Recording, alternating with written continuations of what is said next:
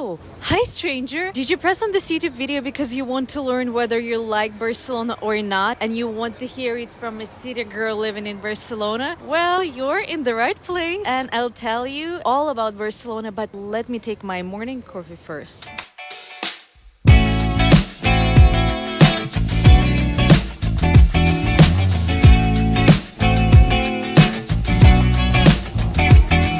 Okay, so let's start with the easiest, most pleasurable, and most delicious part, the food. When it comes to grocery store, grocery shopping here, it's not like in the US. I mean, prices-wise, quality-wise, it's better. For example, here, usually we shop at grocery stores such as Bonpreu or Mercadona.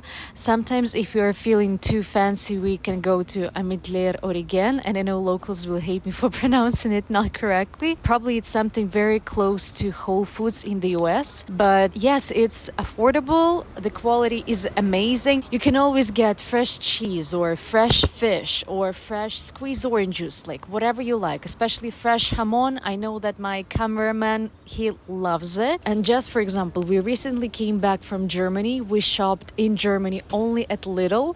It's usually low prices in general, but it still turned out for us to be a little bit more expensive than we will usually shop here in Barcelona in one of those grocery stores that I mentioned before. And when it comes to the variety of restaurants or coffee shops, for example, now we're sitting in one of my favorite places in Barcelona, and just all in all, they have a lot of great specialty coffee places in here, and I love it because I love my quality morning coffee. For restaurants, for example, you can go to a little bit more fancy places like Fismuller, but they're not Michelin star and they're quite affordable if you have, for example, a special occasion.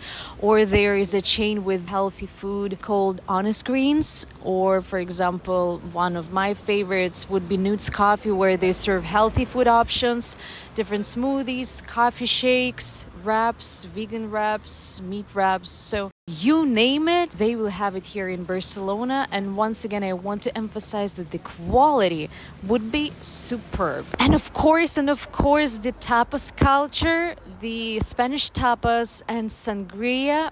That's my guilty pleasure. I know it has a lot of sugar, but for example, there is a place called Casa Lolea, and they produce their own sangrias. I think there are like 4 or 6 different kinds of sangrias on white wine, Spanish cava, or red wine. And you can also get those bottles just for home. So when we have our friends at our apartment, like for the dinner, I'll get those bottles of sangria. And now I cannot imagine living without one. Oh yes, and I completely forgot about my coffee. And yes, it tastes good.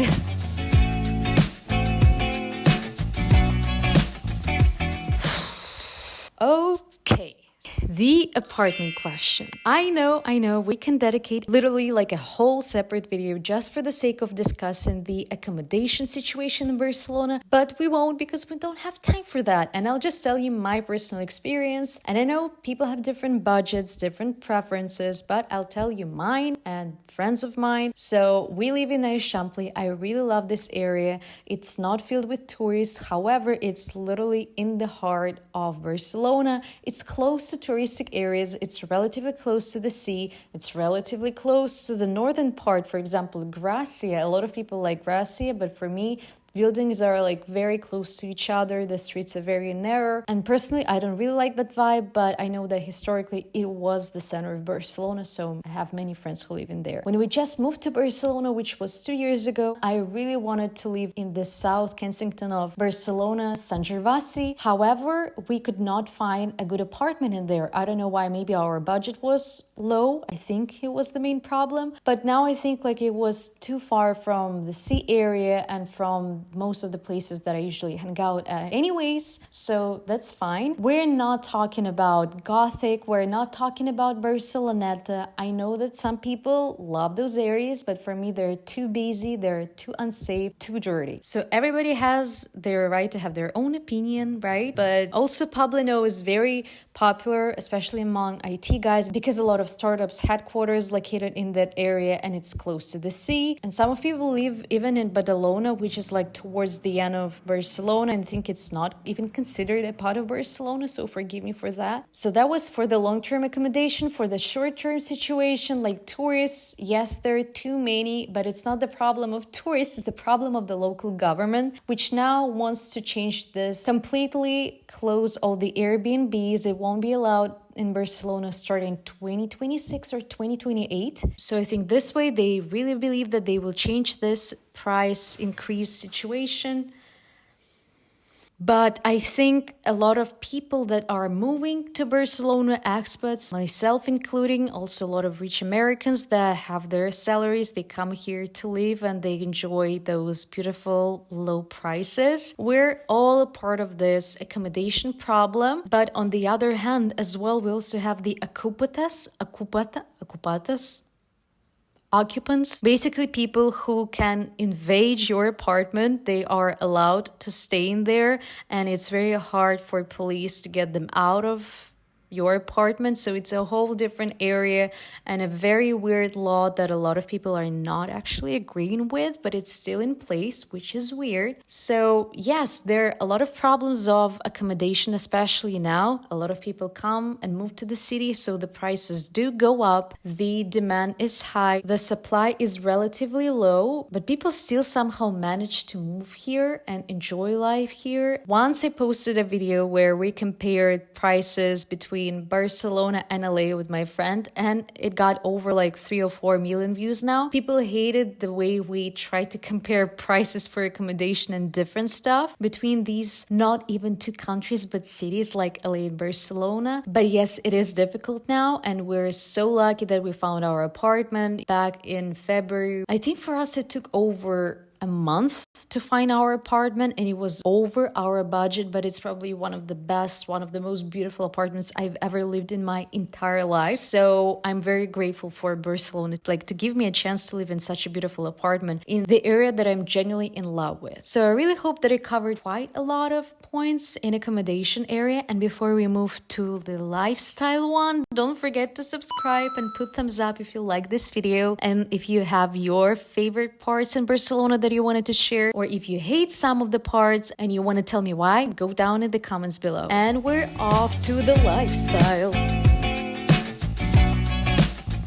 So the part of the lifestyle which is called public transportation is really great here. You can use the bus, you can use metro, you can use train. Everything is relatively clean and very affordable once again. So it's not like, for example, in Los Angeles where people try to avoid using public transportation because it's poorly connected and it's pretty unsafe. And as you can see, you can easily go anywhere in Barcelona buy food. So usually I don't even use any public transport. I forgot to mention the bike. The bikes are very big in here, but food is your best transportation. It's free and it's very good for your health. And for example, if you want to travel across Europe, Barcelona has great connections. It has different low-costers airlines like Vueling or Wizz Airlines, Ryanair. It's pretty nice to travel from Barcelona because it's literally in the heart of Europe, in the heart of the world. And if you plan to move in here and you're a fellow expat like myself, it's very easy to find friends in here. So if you want to connect with locals, of course, you need to know the language, because unfortunately, most of the people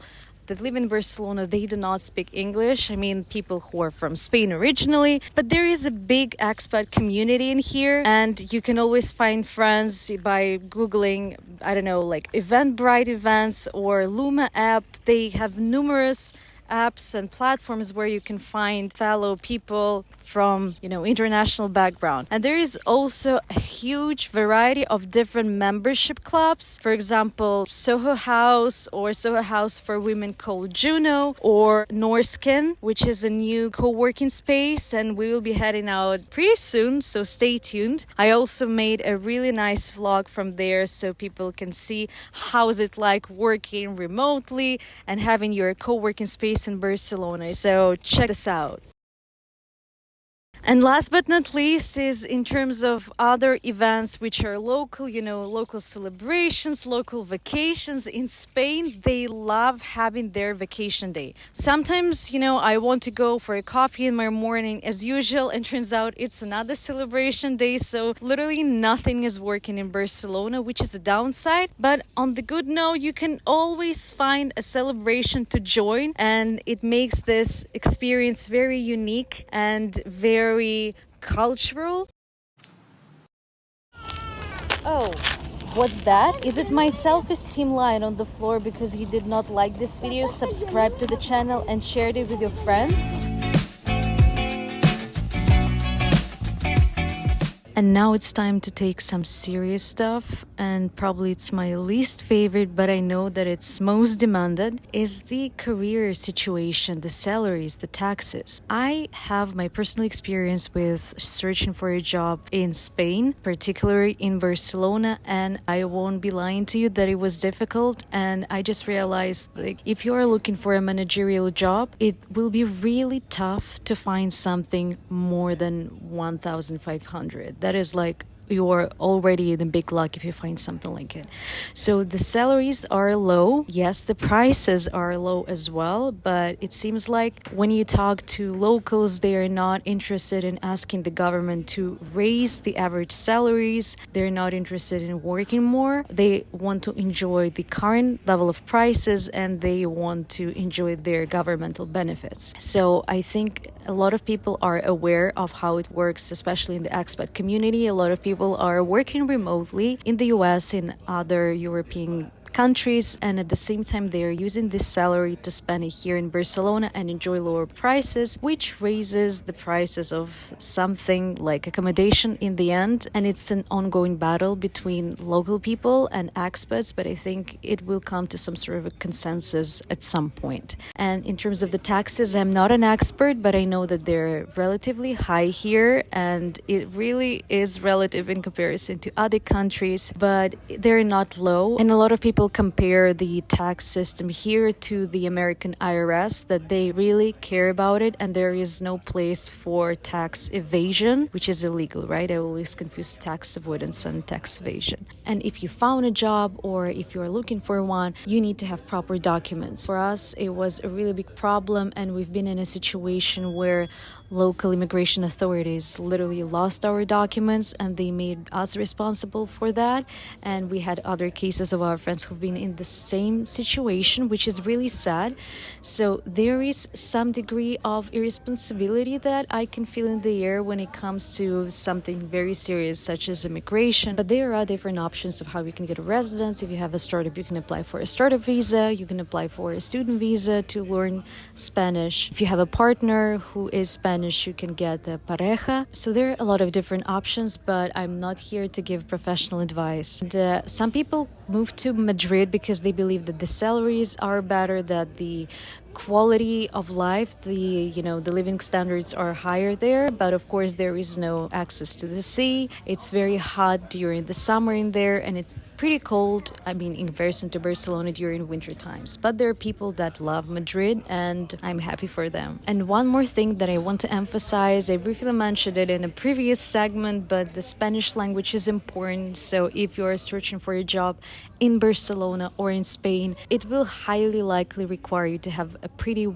good sufficient level of Spanish. You need to know it if you want to have a good integration into the local society, into the job market. So you better be aware of that. But something that I truly enjoy is my health insurance. We had to get a private one. It's around 60 euros per month, and I get to do all the checkups. I can do all the tests, the blood tests for different vitamins, minerals, something that I haven't been able to do in 3 or 4 years since we started moving around. So healthcare is something that I'm really proud of here in Barcelona, and I'm super lucky to enjoy the benefits of my health insurance. So if you want to have accessible, affordable health insurance in Spain, in Barcelona, you can do that. You can find that.